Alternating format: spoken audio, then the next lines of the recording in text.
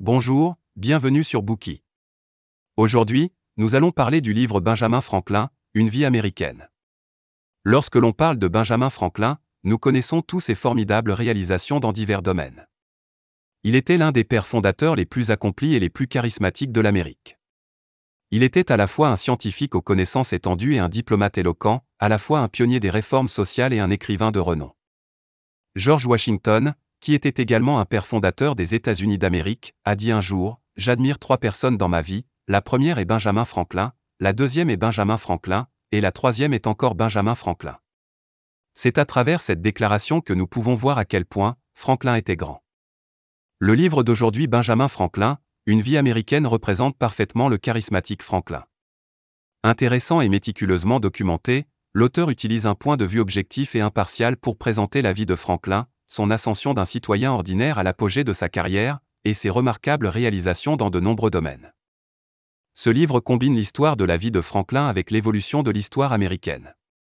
Il nous permet ainsi de comprendre non seulement Franklin en tant qu'individu, mais aussi le parcours difficile de l'Amérique, des 13 colonies à une nation indépendante.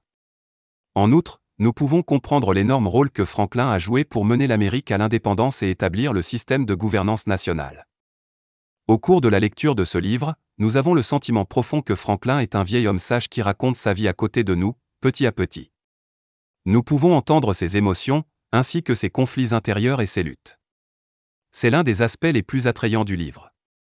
L'auteur de ce livre, Walter Isaacson, est un célèbre biographe américain. Il a été autorisé à écrire la première biographie du fondateur d'Apple, Steve Jobs. Il a également publié plusieurs biographies à succès, dont Kissinger, A Biography et Einstein, His Life and Universe. Dans ce livre, Isaacson présente au lecteur la vie légendaire de Franklin, grâce à ses remarquables qualités d'écriture et à ses années d'expérience en tant qu'auteur de biographie. On peut lire dans une critique du Houston Chronicle. Il transforme des hommes de marbre en personnages de chair et de sang, complexes et admirables bien qu'à peine parfaits, une bonne lecture. Le New York Times a commenté « C'est peut-être le livre qui ajoute le plus puissamment une nouvelle encoche à la réputation de Franklin. » Dans ce Bookey, nous nous concentrerons sur les contributions de Franklin en tant que scientifique, pionnier des réformes sociales et homme politique, et nous vous ferons découvrir la vie de ce grand homme. Première partie, un scientifique pragmatique. Deuxième partie, un pionnier des réformes sociales. Troisième partie, un homme politique charismatique. Première partie, un scientifique pragmatique. Les Franklin étaient une famille de classe moyenne, vivant dans la campagne anglaise à la fin du Moyen Âge. Pour subvenir aux besoins de sa famille, le père de Franklin, Josiah, ainsi que sa première femme et ses enfants, ont quitté la Grande-Bretagne pour s'installer à Boston, qui était une colonie nord-américaine avant l'indépendance de l'Amérique. Peu de temps après, sa première femme est décédée et Josiah s'est remarié avec sa seconde épouse, une union qui a donné naissance à Benjamin Franklin. Les ancêtres de Franklin étaient tous des artisans. Son grand-père, Thomas II, était doué pour le bricolage. Jeune homme, Thomas s'est fabriqué une horloge qui ne s'est jamais cassée et qu'il utilisera toute sa vie. Comme son grand-père, Benjamin Franklin avait déjà, dès son jeune âge, fait preuve de l'ingéniosité caractéristique de sa famille. Enfant, il a grandi le long de la Charles River et s'est intéressé à la natation tout au long de sa vie. Un jour, alors qu'il avait appris à nager dans son enfance, il a commencé à réfléchir à des moyens d'aller plus vite dans l'eau. Il s'est rendu compte que la taille de ses mains et de ses pieds pouvait influencer la quantité d'eau qu'une personne pouvait pousser, et la puissance de propulsion qu'elle pouvait générer. Il s'est donc fabriqué des nageoires pour ses mains avec des trous pour ses pouces. Plus tard, il a fabriqué une paire de nageoires pour ses pieds. Ces nageoires lui ont été d'une grande aide pour accélérer et lui ont permis de traverser le port de Boston à la nage. Pendant cette période à Boston, le père de Franklin, Josiah, était dans une entreprise de fabrication de bougies et de savon. Il espérait que Franklin pourrait l'aider dans l'atelier. Cependant, comme l'odeur produite par le processus de fabrication des bougies et du savon était épouvantable, Franklin ne tarda pas à manifester son dégoût pour ce travail. Josiah n'a pas eu d'autre choix que de l'emmener visiter d'autres ateliers pour voir ce qui l'intéressait. Ayant visité de nombreux ateliers dans son enfance, Franklin a développé une passion à vie des métiers de l'artisanat. Il s'est familiarisé avec toute une série de métiers et a révélé un talent pour le bricolage, ce qui lui a été très utile en tant qu'inventeur. Les principes de Franklin en matière d'invention se retrouvent dans tous les aspects de sa vie. Le plus important est son principe de pragmatisme. Par exemple, lorsqu'il était imprimeur, comme il n'y avait pas d'industrie pour couler les caractères dans les colonies d'Amérique du Nord, Franklin a essayé de fabriquer des moules en plomb et est ainsi devenu la première personne en Amérique à fabriquer des caractères. Lorsque son employeur a obtenu le droit d'imprimer une nouvelle édition de papier à monnaie, Franklin a conçu une presse en cuivre pour fabriquer des billets si bien ornés qu'ils ne pouvaient pas être facilement contrefaits. Il a mis au point de nombreuses autres inventions pragmatiques, comme celle qui réduit la fumée des poêles, les lunettes bifocales pour la vision de loin et de près, et un bras mécanique qui pouvait facilement récupérer des livres sur les étagères en hauteur. À l'âge de 20 ans, Franklin se plonge complètement dans la recherche scientifique. Lors de son voyage de Londres à Philadelphie, il se lance dans ses premières recherches scientifiques. Il fit des expériences sur de petits crabes qu'il trouva sur des algues, calcula la distance qui le séparait de Londres en fonction des phases de la Lune, et étudia les habitudes des dauphins et des poissons volants. Depuis lors et jusqu'à la fin de sa vie, il n'a jamais cessé de mener ce type de recherche scientifique. Ses études couvraient un large éventail de domaines, notamment le Gulf Stream, courant du Golfe, la météorologie, le magnétisme terrestre et la réfrigération. Même l'idée de « l'heure d'été » peut être attribuée à l'un de ses essais. En 1748, ses études atteignent leur apogée. Et, en tant que pragmatique, il a encouragé l'application des découvertes scientifiques dans la pratique. Il est célèbre pour avoir demandé « Quel est le sens de la philosophie qui ne s'applique pas à une certaine utilisation ?» Un tel pragmatisme était d'une grande utilité pratique dans les conditions de vie qui existaient à l'époque.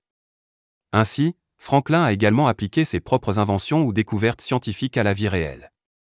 Ayant découvert que les tissus sombres absorbent mieux la chaleur que les tissus clairs, il a suggéré que les vêtements noirs ne sont pas tout à fait adaptés à un climat chaud et ensoleillé. En outre, il a étudié les causes des rhumes et proposé des méthodes pour les prévenir. Il a réexaminé la norme et la durée des exercices physiques, élaboré la toute première théorie, établissant un lien entre l'exercice et les calories, et a même fourni des suggestions pour éviter les cauchemars. Même après être devenu un homme politique, il a continué à mener des recherches scientifiques, dès qu'il en avait l'occasion. Un jour, en 1755, il a été invité à se joindre à une délégation américaine pour une négociation avec la Grande-Bretagne, sur l'aide à apporter aux troupes britanniques. Sur le chemin de la négociation, il a impressionné le reste de la délégation par sa curiosité scientifique. Un jour, alors qu'il faisait face à une petite tornade, Franklin s'y est lancé à cheval, a étudié ses effets et a même essayé de la briser avec son fouet. La liste est encore longue, avec de nombreux autres exemples similaires. L'un d'entre eux, qui constitue également sa contribution scientifique la plus importante, est son étude de l'électricité. À l'époque, où l'électricité était souvent présentée comme un tour de magie, Franklin en a fait une science. Dans une découverte cruciale, il note dans son observation que le fluide électrique est attiré par des points. En 1752, on raconte que Franklin a testé son idée lors d'une célèbre expérience, en lançant un cerf-volant dans un orage afin de prouver que les éclairs sont générés par l'électricité. Il s'agissait d'une expérience très dangereuse, et on doute encore aujourd'hui qu'il l'ait réellement réalisée, et de quelle manière il l'a réalisée. Cependant, il ne fait aucun doute qu'il a inventé le paratonnerre. Au cours des siècles précédents, il y a eu d'innombrables incidents où des personnes ont été blessées par la foudre. En seulement 35 ans, au milieu du XIXe siècle, 386 églises allemandes ont été frappées, tuant plus de 100 sonneurs de cloches. À Venise, la foudre a frappé une église et déclenché l'explosion de plusieurs tonnes de poudre à canon, tuant plus de 3000 personnes. Les gens avaient peur de la foudre, mais ne pouvaient rien y faire, car elle était généralement considérée comme un phénomène surnaturel ou l'expression de la volonté de Dieu. Ce qui la rendait infiniment puissante et inévitable. Au cours de l'été 1752, sur la base des résultats de ses recherches, Franklin réussit à persuader les citoyens de Philadelphie d'ériger des paratonnerres au sommet des hauts bâtiments. Par la suite, la foudre, tant détestée, a été maîtrisée. Depuis lors, les paratonnerres ont commencé à se multiplier en Europe et dans les colonies d'Amérique du Nord.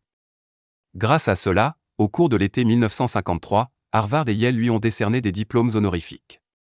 La Royal Society de Londres a fait de lui la première personne vivant en dehors de la Grande-Bretagne à recevoir sa médaille d'or Copley.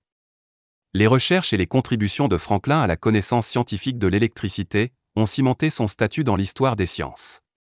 En particulier, l'impact de la loi de conservation de la charge en physique le rend comparable à Newton.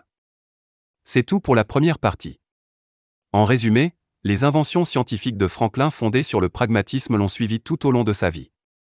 Il a fait preuve de l'ingéniosité caractéristique de sa famille dès son plus jeune âge. Ses intérêts scientifiques couvrent un large éventail de domaines, notamment le Gulf Stream, la météorologie, le magnétisme terrestre et la réfrigération. Sa contribution à l'amélioration de la compréhension de l'électricité lui a valu une position importante dans le domaine de la physique. En outre, ses recherches scientifiques ont toujours cherché à apporter du bien à l'humanité. Comme l'auteur l'a dit en commentant l'invention des paratonnerres, peu de découvertes scientifiques ont rendu un service aussi immédiat à l'humanité. La recherche du service de l'humanité a également été parfaitement démontrée dans l'engagement de Franklin aux réformes sociales. Merci d'avoir écouté. Vérifiez le lien ci-dessous pour déverrouiller le contenu complet.